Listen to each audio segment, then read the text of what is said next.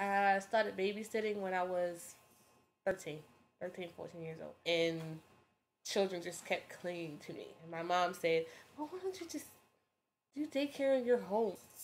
I just like watching them grow. Just watching them do the things that they do, the way that they learn. You're starting a whole new generation. This is our future, basically. And we're teaching them. And if we don't teach them what they need to know early on, then they won't know. It's hard to teach a child at 15 the morals that they should have learned when they were in elementary school. We are the first teachers. We teach these kids from birth on till we pass them to the next teacher.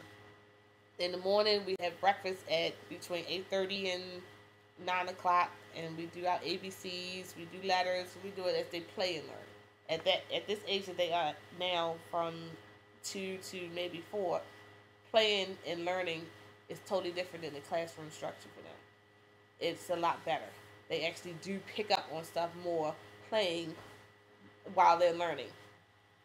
A lot of people say, oh, well, you just babysitting. No, no, no. We're caring for these children. We're caregivers. There's a difference between being a babysitter and a caregiver. A caregiver makes sure that the paperwork is done, they get fed, they're safe, they have their learning ability, they have their exercise, they have the whole circle. You do so much. You're a parent to those children.